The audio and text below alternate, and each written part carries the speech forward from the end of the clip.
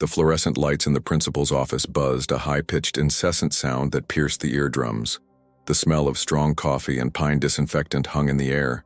For little 9-year-old Leo, it was an assault. With each shout from the principal, the light seemed to flicker more intensely. The buzzing grew louder and the smell became more nauseating. The principal, a large man whose shadow covered the small chair where Leo sat, gestured wildly, his face red with frustration.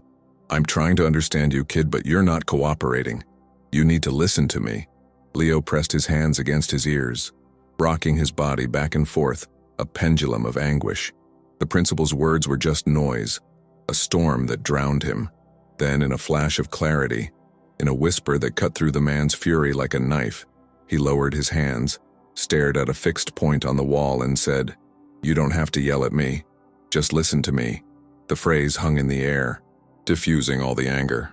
The principal, Mr. Alencar, stopped with his mouth half open, his hand still in the air. The silence that followed was louder and deeper than any scream. "Where are you watching us from? Tell us in the comments. How many times in your life have you just needed someone to stop talking and simply listen?" Today's story is about a boy who taught a principal that power does not lie in the volume of one's voice, but in the willingness to listen. Stay tuned until the end and find out how this phrase changed everything. Subscribe so you don't miss any of our stories. Her name is Clara, Leo's mother. To the world, she is a woman like any other, rushing between work, home, and school. But inside, Clara lives in a constant state of alert, a sentinel of her son's well-being. Being Leo's mother is like navigating an ocean of intense emotions. It is celebrating a new word as if it were a World Cup victory. It's feeling your heart stop with every call from school. It's learning to decipher a universe that communicates without words through a look, a touch, the way he lines up his toy cars in a perfect row. Clara remembers the day of the diagnosis as if it were yesterday. Autism. The word sounded so clinical, so cold, but it didn't define her son. It didn't define the boy who knew the scientific names of all the dinosaurs at the age of 6, who had the most contagious laugh in the world when he watched his old cartoons, who could smell rain before the first drop fell. Clara's outburst is not one of sadness, but of exhaustion.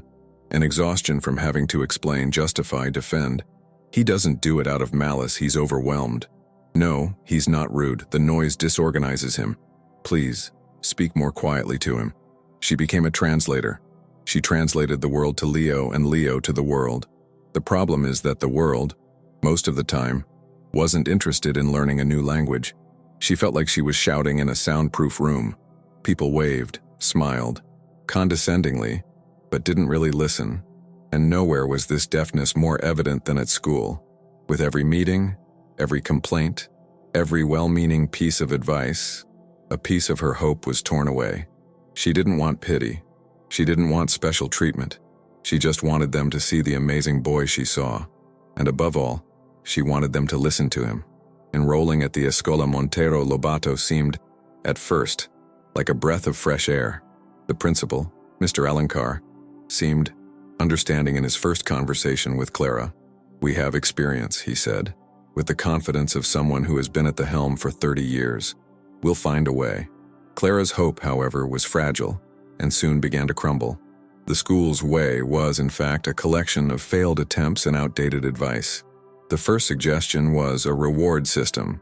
If Leo behaved, that is, if he suppressed his stereotypical behaviors, if he didn't isolate himself at recess, if he didn't have meltdowns when the routine was disrupted, he would earn stars on a chart.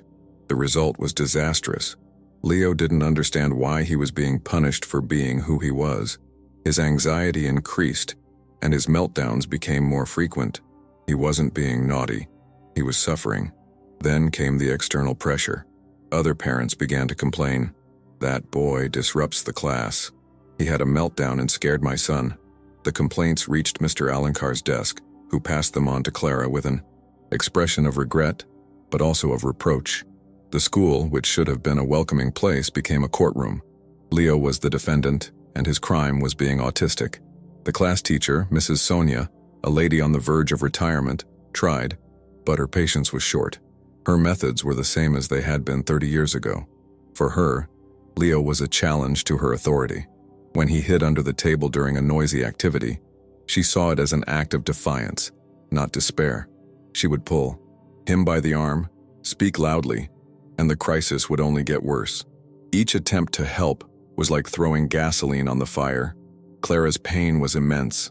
Seeing her son misunderstood and mistreated in the place that should have been his safe haven was a wound that would not heal. False hope had turned into bitter disappointment. Principal Alankar was not a movie villain. He was a man of his time and his profession. A former military man, he firmly believed in hierarchy, discipline, and order. For him, a school functioned like a barracks. Clear rules, obedience, and respect for authority. He saw Leo's behavior not as a manifestation of his neurological condition, but as a breach of discipline, an affront. He genuinely believed that with firmness and repetition, he could break the boy, not out of malice, but out of a blind and outdated belief in his own methods. His motto was, "Educate for life," and in his view, life required everyone to fit into the same mold. The conflict that would lead to the hook scene began for a trivial reason. A fire alarm set off for routine training. No one warned Leo. The sudden, shrill, overwhelming sound was like an explosion inside his head. He panicked. He ran to the place he considered safe, a small closet at the back of the room, and hid inside, trembling and crying. For the teacher, it was the last straw. She called the principal. Mr. Alankar arrived. With his imposing presence and commanding voice, he saw a defiant student refusing to obey an evacuation order. He did not see a child in sensory panic. "Get out of there, Leo, that's an order," he shouted. He managed to pull him out of the closet and dragged him to the principal's office. There, the situation escalated. Alankar, frustrated at not being able to control the situation, raised his voice with each attempt Leo made to self-regulate by rocking his body. He interpreted every movement as an act of disobedience. "Look at me when I'm talking to you. Stop rocking. Are you listening to me?" He didn't realize that his shouting was fueling the crisis. He was trying to put out a fire with a flamethrower, and all he was doing was increasing the destruction. For Leo, the room was a torture chamber, and the principal was his unwitting executioner, blind and deaf to his own convictions. And it was at this climax of chaos and misunderstanding that the turning point came. At the height of his impotent rage, with the veins in his neck bulging, Mr. Alankar shouted, "I'm trying to understand you, kid, but you're not cooperating. You need to listen to me." And then, the unexpected. Leo's whisper, "You don't have to yell at me. Just listen to me." The phrase was not said with anger, nor with defiance. It was a statement of fact, almost a cry for help, so simple and so profound that it broke through the wall of noise that the principal himself had created. For the first time in his 30-year career, Principal Alankar fell silent, a deafening silence. The anger dissipated like smoke, replaced by a cold shock. He looked at the boy, really looked at him, and he didn't see a problem student. He saw a small child, cowering, terrified. He saw the exhaustion in his eyes. In that silence, he began to listen, not to the words, but to what was behind them. He heard the hum of the fluorescent light bulb he had never noticed before. He smelled the strong aroma of the coffee he had made himself. He noticed the ticking of the clock on the wall, a sound that, to Leo, could have been a hammer. For the first time, he tried to feel the world as Leo felt it, and he felt ashamed. A deep, overwhelming shame. He, the educator, the principal, the man who was supposed to guide and protect, was the aggressor. His weapon was not his hand, but his voice. His ammunition was ignorance. He sat heavily in his chair, the air leaving his lungs. The room remained the same, but everything had changed. That whisper of 9 words had demolished the castle of certainties he had spent a lifetime building. The silence was no longer the absence of sound. It was the beginning of listening. The change was not instantaneous, but it was real. That same day, after long minutes of silence, the first small victory came. Mr. Alankar said nothing. He just got up, went to the light switch and turned off the main light, leaving the room in the soft twilight of the light coming in through the window.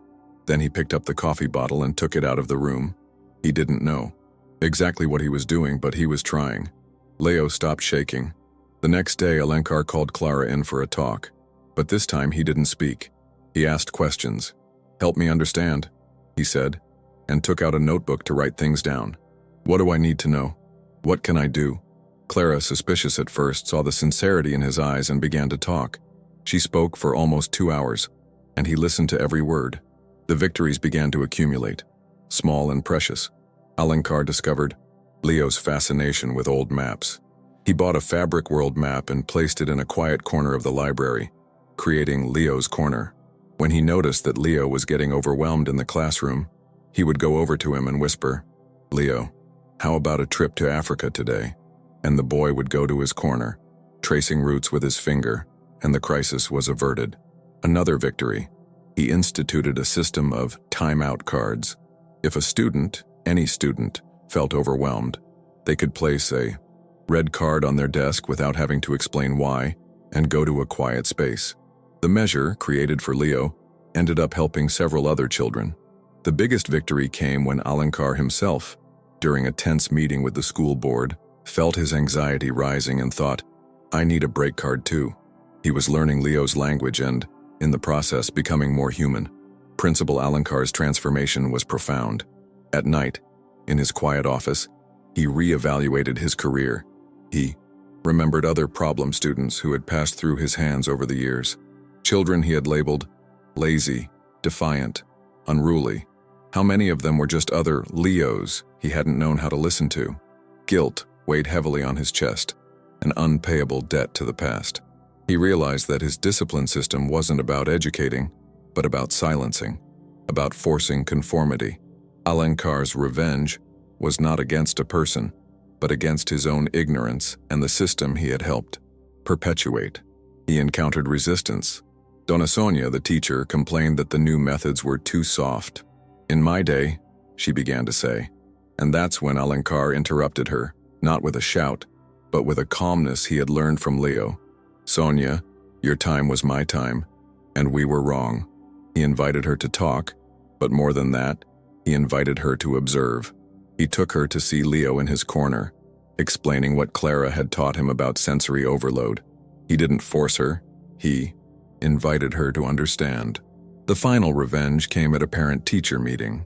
The father of one of Leo's classmates, an influential and arrogant man, complained that the school was adapting to the problem children instead of teaching them to adapt to society. Alencar stood up. Everyone expected the usual authoritarian principle, but what they saw was a different man. "You are mistaken," said Alencar, his voice firm but without anger. "Society needs to learn to adapt so as not to waste the brilliance of people like Leo. Our job is not to create copies of each other. It is to give each person the right tools so they can build their own worlds. And the most important tool, which took me 30 years to learn how to use, is listening." The room fell completely silent. He was no longer defending a student. He was defending a new philosophy. He was redeeming himself. The path from there was not a straight line to perfection. The Montero Lobato School did not become a paradise of inclusion overnight. There were setbacks, difficult days, moments of frustration. Leo still had his crises. Clara's anxiety did not disappear completely, but something fundamental had changed. They were no longer alone. Mr. Alencar became an unlikely but fierce ally. He led workshops for teachers on neurodiversity. He created mentoring programs among students, where older students learned to understand and support younger students with different needs. The school culture slowly began to change. The focus shifted from discipline to understanding. The relationship between Alencar, Clara, and Leo became a partnership. Meetings in the principal's office were no longer about complaints, but about strategies. "Leo seems fascinated by ancient Rome this week, Clara. I thought we could use that in history class." "Mr. Alencar, the music festival is coming up. Maybe we can get earplugs for Leo and anyone else who needs them. The final scene is not one of great celebration. It is quieter, more real. It is an ordinary afternoon. Mr. Alencar is in his office, the door open. Leo enters, not out of obligation but of his own free will. He says nothing. He just points to a country on the large map on the wall. The principal smiles. "Ah, Mongolia. A fascinating place. You know, they say that the silence of the steppes is something that changes you inside." Leo looks at him and for the first time gives the principal a genuine smile. A smile that said, "I hear you too." The pain and struggle hadn't disappeared, but now they were shared. And in the space created by listening, hope finally had a place to grow. Not all love speaks, but all true love listens. And sometimes, a single sentence whispered in a whisper has the power to silence a lifetime of noise. If the story of Leo and Principal Alankar touched you, if it made you reflect on the power of listening, like this video and leave a comment. We want to hear your voice. Subscribe to the channel and share. Someone, somewhere, may need a little silence to finally be heard today.